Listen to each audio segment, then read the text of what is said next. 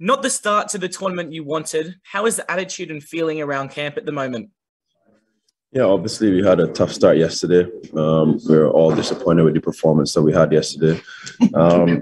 But I think the most important thing for us to do is to come together, even tighten out and try to find solutions. We had a pretty good chat yesterday after the game, and I'm sure guys went into their rooms and reflected on the performance yesterday. And no doubt, I think we have what it takes to turn it around. And it's more or less, we just hitting the ground running against Zimbabwe and starting that game well and beating them. The team struggled facing the two spinners yesterday as they took a combined 5 wickets and only letting 26 runs. Is that kind of a common theme we'll see throughout the tournament? You guys not playing so well against spin? Well, I hope not. Yeah, they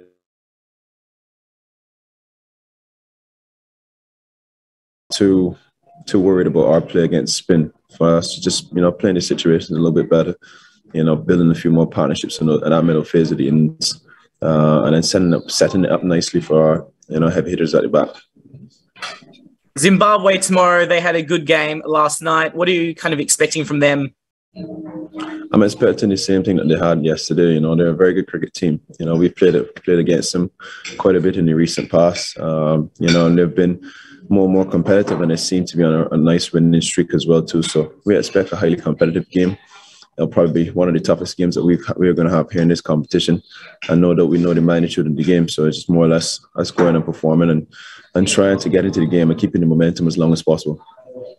Thank you, and good luck for tomorrow, Jason. Thank you. Disappointing game to say. That goes without saying. And you mentioned just now about the solutions. And when I look at the Scotland innings, they scored 160 runs. That's 8 runs and over, and they only scored one. They only hit 1-6, and of course the West Indies, like we always do, we try for the big shots. And most of our wickets were batsmen going for big shots. You top scored with 38, but you ran between the wickets and played a lot of your shots on the ground. Will the West Indies look to adjust the way they approach innings and try to move away from this 6-hitting way? Because we tried it last year at the World Cup. It didn't work in the United Arab Emirates, and it seems like we're going to go down the same road at this World Cup. Is the West Indies looking to change the approach that they bat? Look, we've got to find solutions, man. We obviously didn't bat well yesterday, and we probably let ourselves down with the bat in the recent past. I think we just got to be a little bit more situation aware and trying to build partnerships. Partnerships is the key in any cricket game. I think the situation in the game will determine, how we play. And if that requires that we go for boundaries, then we look for boundaries. But if it requires that we have to knock it around for a bit, then we've got to adjust and make that. Well, we've got to make the adjustment and then knock it around. I think it's that simple, and we just need to understand what's required of us when we go to bat, and just try to find ways to form partnerships to make it easy as we go on in the tournament. Well, yourself and Alzari Joseph did pretty well with the ball. And how it has been, how it is bowling in Australia? Yeah, the conditions here are really good for bowling as well.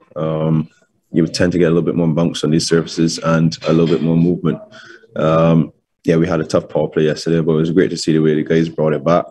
We kept ourselves really well within the middle overs, and I think we did decent at the back end. And I think if you asked us if we would have taken chasing 160, we would have said that at the beginning of the game in any T20 international game. More or less, we just gotta be a little bit more clinical. So maybe when we bowl and then definitely improve on our batting.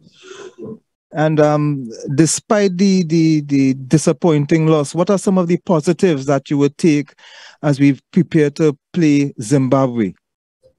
Look, as I said, the way the bowlers came back in the game was a plus for us. I think we finished the game well.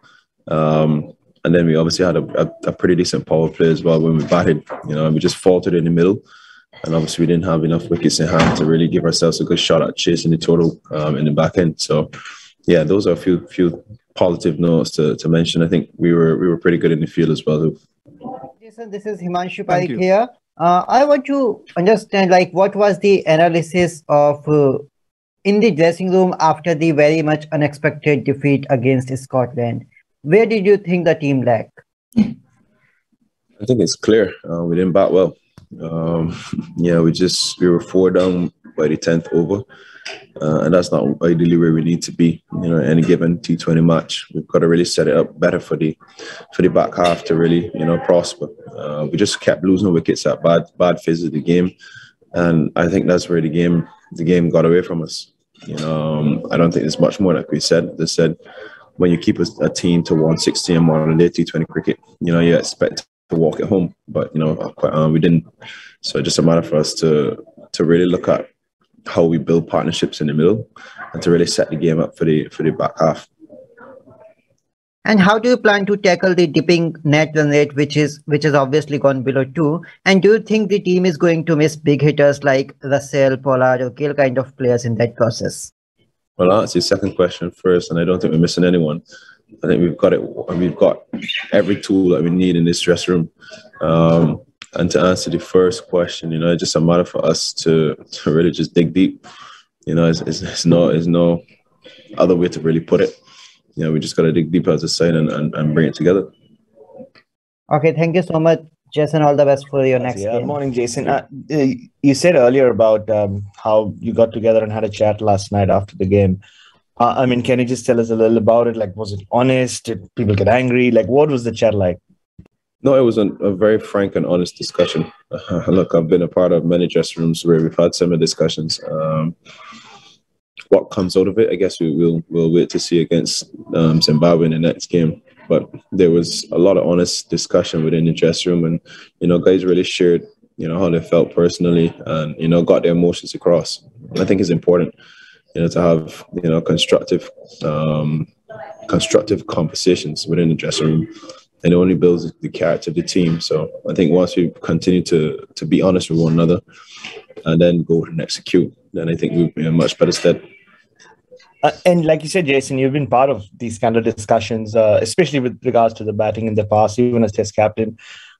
Just as you left that meeting yesterday, did it feel different? Did it feel like you said everything was just aired out and we can make a fresh start tomorrow?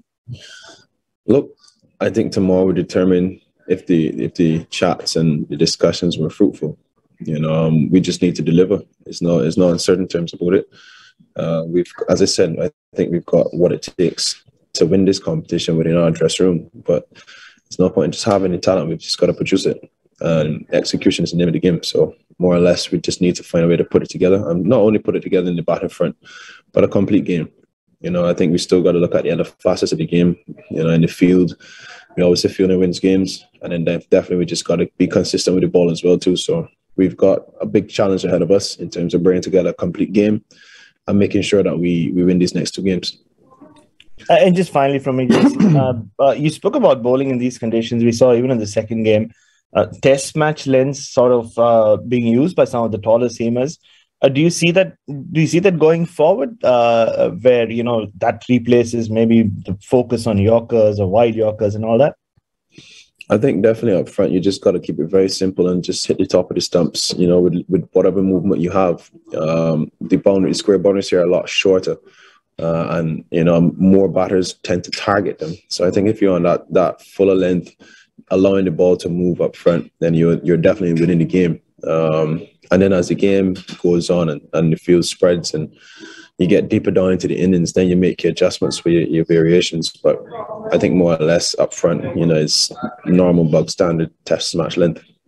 Can we expect any changes to the side? I think when you see the captain and the coach, you can answer that question. Look, as I said before, and I keep saying, we've got 15 members here who can do the job for us. It doesn't matter who goes on the field. I think once we cross that line, we've got to cross the line as a unit. We've got to cross the line as one family, and we've got to cross the line with one common goal in our minds. And I think if everybody buys into that plan, it doesn't matter who plays in the 15. As I said before, we've got what it takes in the dressing room. So just need to execute.